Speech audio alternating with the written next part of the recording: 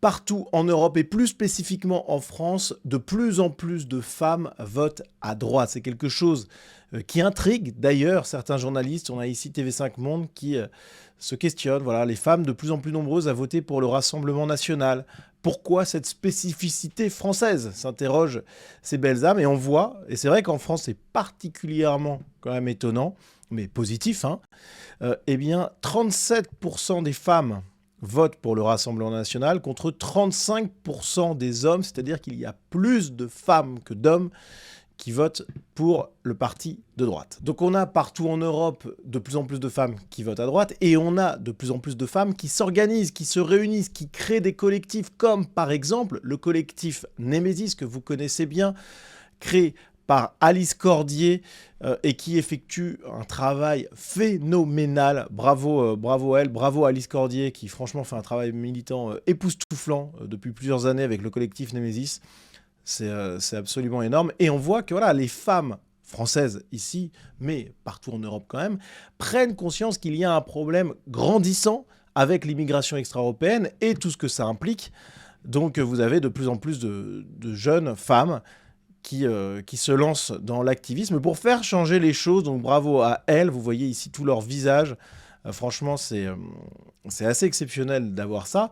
Mais s'il y a cette mobilisation militante qui croît, s'il y a ce vote à droite qui augmente partout en Europe, eh bien c'est qu'il y a des raisons évidentes à ça. Et la première d'entre elles, c'est tout simplement l'impact de plus en plus fort du réel, de ce qu'est l'immigration extra-européenne, notamment pour les femmes, dans tous les pays d'Europe. Alors, on a ça en France, on connaît évidemment, mais il y a quand même quelque chose dans l'actualité récente qui nous montre que ça vient un petit peu toucher tous les pays européens. On a par exemple l'Italie qui était touchée. Lors du réveillon du Nouvel An à Milan, on a eu des jeunes Belges qui ont été victimes d'agressions sexuelles. Alors franchement, c'est assez horrible ce qui s'est passé. Voilà, vous voyez l'un des témoignages, on m'a mis la main dans la culotte. Vous voyez ces jeunes femmes, toutes jolies, qui se retrouvent eh bien, sur une place à Milan entourées d'extra-européens. Et qui se retrouvent donc agressés sexuellement. Alors cette actualité récente, dont j'avais déjà parlé d'ailleurs dans une émission Nouvelle Vague, eh bien elle rappelle évidemment ce qui s'était passé à Cologne, en Allemagne, 1200 femmes agressées pendant la nuit du Nouvel An, on a, selon la police allemande, des agresseurs qui pour la plupart étaient d'origine maghrébine. Voilà. 1200 femmes, cette histoire avait été incroyable à l'époque, et d'ailleurs la gauche médiatique s'était bien empressée de camoufler ça au maximum, en admettant d'ailleurs à l'époque qu'ils ne voulaient pas donner du grain à moudre à l'extrême droite. Bon. Mais on a eu d'autres affaires bien pires ces dernières années dans toute l'Europe. Souvenez-vous, alors j'ai fait une petite recension, morbide j'en conviens, mais je pense que c'est essentiel vraiment d'avoir ça en tête. En Italie, Désirée, une adolescente italienne droguée, violée et tuée par des migrants. Voilà, ça avait provoqué un scandale énorme en Italie. Toujours en Italie, Pamela Mastropietro qui a été tuée dans des conditions abominables par un Nigérian. Voilà, donc vous voyez le visage. On a également eu en Allemagne Maria tuée, là encore sauvagement, par un demandeur d'asile. On a eu en France Elana, 19 ans, tué par son petit ami qui était un Afghan. À Vienne, 4 Afghans qui ont drogué, violé et tué Léonie, 13 ans.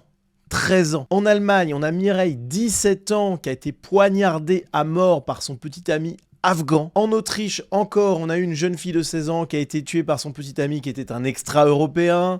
On a également eu cette femme que vous voyez ici. Alors ça, c'est un très important fil de Marion Maréchal sur Twitter, toutes les victimes de l'immigration extra-européenne récente, c'est terrifiant. Hein. Donc je m'en suis servi pour compléter un peu ma préparation de l'émission.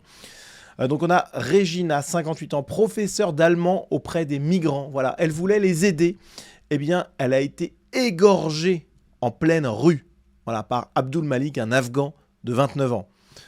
On a également eu en Italie, on revient de l'autre côté des Alpes, une jeune femme, une américaine, Ashley Olsen, qui a été tuée par cet homme que vous voyez, un extra-européen, là encore. On a également eu une affaire, alors qui est un petit peu plus ancienne, mais qui était quand même très commentée à l'époque, le meurtre de Meredith Kercher, voilà, qui a été tué avec 7 personnes, qui a été condamné, Rudy Guédé, qui est donc, comme vous le voyez, extra-européen. Donc on a partout en Europe, que ce soit en France, en Italie, en Allemagne, en Autriche, bref, partout, les mêmes profils de coupables, les mêmes profils de victimes, et il y a clairement là-dedans un mouvement de fond criminel, anthropologique, sociétal, je ne sais pas quel est le bon terme, mais qui est évident. On a l'immigration extra-européenne qui est un danger mortel pour les femmes européennes, et c'est pour ça, ensuite, eh bien, qu'elles votent de plus en plus à droite. Alors, il y a un petit peu de psychologie à faire là-dedans. Pourquoi il y a ce schéma qui se répète et pourquoi, on va le voir dans quelques instants, on va voir les données statistiques,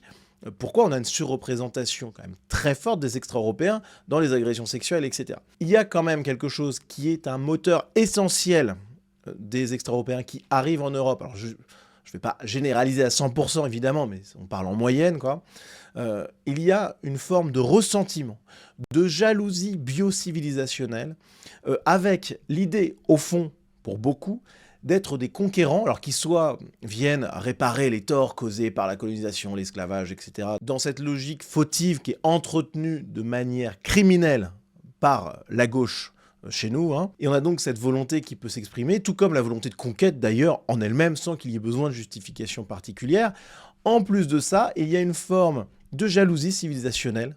Voilà, quand on a la civilisation européenne qui est la plus grande de l'histoire, et quand on a les plus belles femmes qui sont présentes dans cet espace civilisationnel, eh bien, il y a une forme de prédation, de ressentiment qui s'exprime à travers ça. Et c'est une question très politiquement incorrecte, je ne vais pas m'étaler là-dessus, mais vraiment, c'est un moteur puissant, et ça, il faut bien l'avoir en tête. Voilà. Alors, je vous parlais des statistiques, c'est quelque chose qui est important, parce que là, je vous ai montré des exemples concrets qui sont effrayants, mais on va me rétorquer, oui, mais ça, ce sont des cas isolés, c'est un sentiment, etc., etc. Alors déjà, on a des statistiques qui nous montrent qu'il y a bien en Europe, alors là, j'ai pris le cas de l'Allemagne, mais je pourrais le faire pour plein d'autres pays, hein, il y a bien une augmentation des violences sexuelles contre les femmes un peu partout en Europe. Le cas de l'Allemagne est très clair.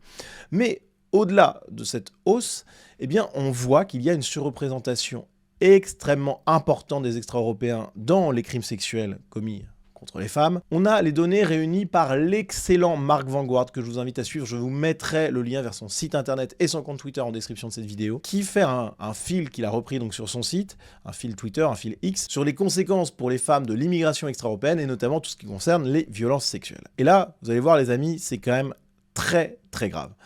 Donc, il nous dit, en France, les étrangers sont très surreprésentés dans les mises en cause pour viol, quel que soit le cadre. Quand on est dans le cadre familial, on voit qu'il y a 4 Français. Alors, j'attire votre attention sur le fait que parmi ces Français, il y a aussi des extra-européens naturalisés ou nés de parents extra-européens sur le sol français.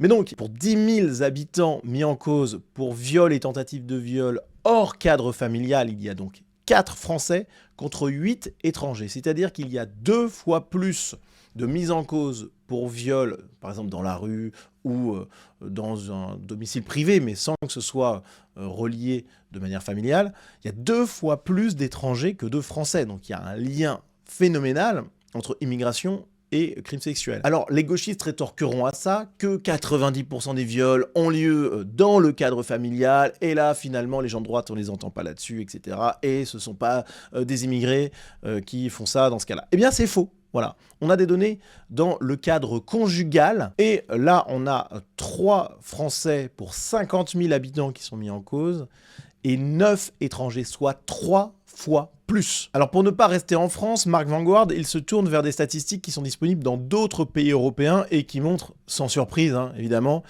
des mêmes statistiques. Je dis sans surprise parce que pour les tenants de l'obscurantisme égalitariste propre à la gauche, qui est l'un des piliers de cette pensée, si on peut appeler ça comme ça, de gauche, finalement tout est culturel, tout est social. Et donc normalement on devrait voir des disparités importantes selon les pays, parce que dans certains pays, il y a une culture différente, il y a des normes sociales différentes, il y a des politiques policières et judiciaires différentes, etc. Et donc, on devrait voir une grande disparité si tout était social.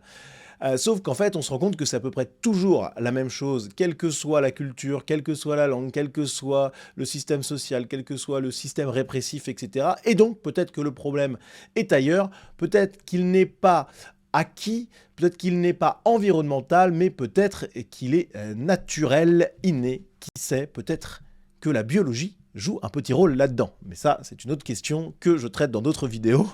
Mais en tout cas, il y a une uniformité dans les chiffres européens. Alors donc en France, Marc Vanguard qui nous dit que le taux de mise en cause pour violences sexuelles des étrangers africains est 2,5 fois supérieur à celui des Français. Et le constat est évidemment le même avec des ordres de grandeur encore plus importants en Allemagne, où on a 3 fois plus d'étrangers que d'Allemands qui sont mis en cause pour viol, et 8 fois plus d'étrangers africains qui sont mis en cause pour viol que d'Allemands. Et Marc Vanguard note que bien que les étrangers ne représentent que 16% de la population en Allemagne, ils représentent une part considérable des mises en cause dans les violences faites aux femmes.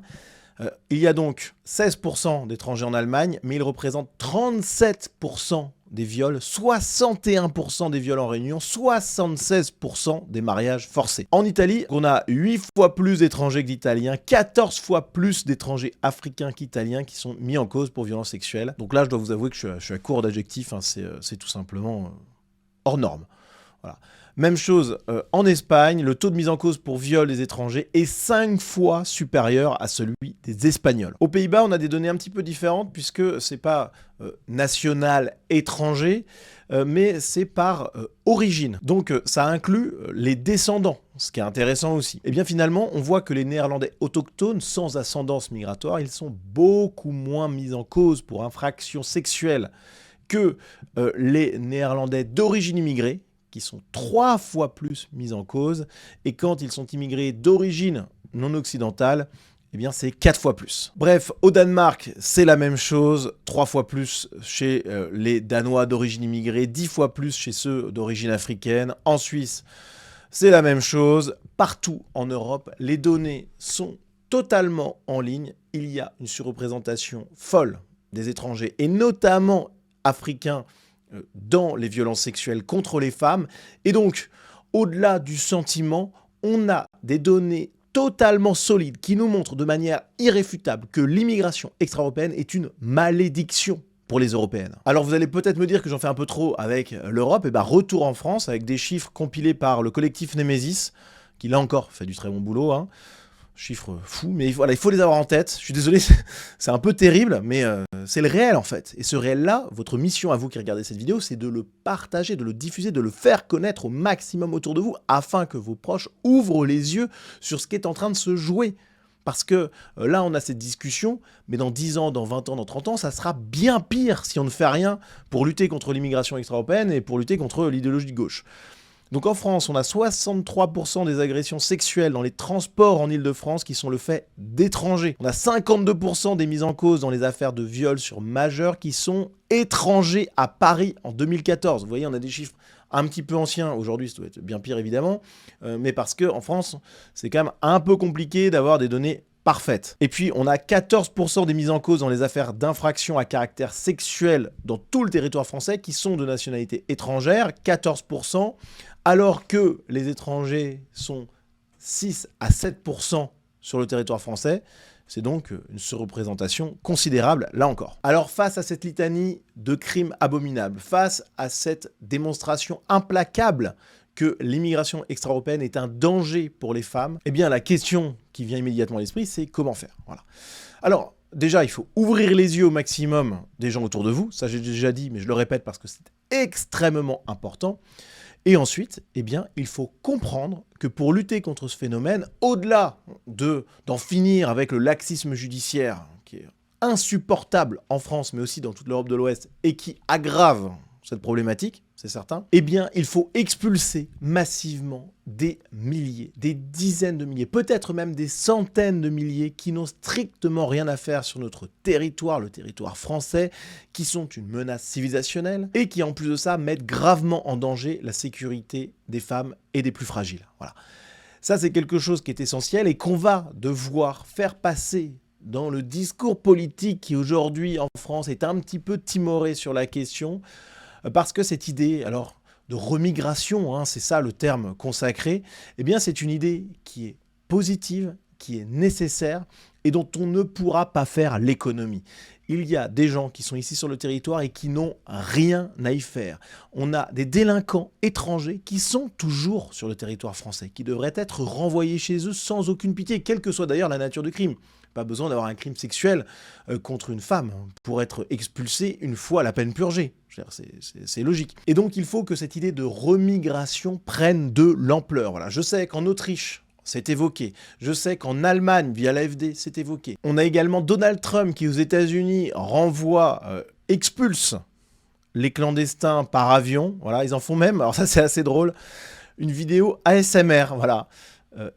ASMR, expulsion de clandestins par avion. Là, vous les voyez qui font des bruits de menottes, etc., des bruits de départ. Bon, c'est du troll, mais c'est exactement ce qu'il faut faire. Il faut expulser massivement. Il n'y a pas d'autre solution. Il y a des gens avec lesquels il n'y a pas de cohabitation possible. Cette nécessité de parler de remigration, d'expulsion, quel que soit le terme, franchement, on s'en fiche complètement, c'est vital. Pour conclure, en attendant la remigration et pour joindre vos forces aux miennes, pour essayer de lutter contre le gauchisme, l'immigration extra-européenne et pour essayer d'ouvrir le maximum possible les yeux de ceux qui nous entourent, eh bien, vous pouvez joindre vos forces aux miennes, vous pouvez me soutenir sur Tipeee, vous avez le lien en description de cette vidéo si vous appréciez mon contenu, si vous en voulez toujours plus, avec toujours plus de qualité, eh bien, vous pouvez rejoindre la communauté Sunrise à partir de 5 € par mois, vous avez accès à du contenu exclusif, des dizaines et des dizaines de vidéos privées, et puis vous avez aussi l'accès à un groupe Telegram privé de grande qualité. Merci d'avance et à très vite.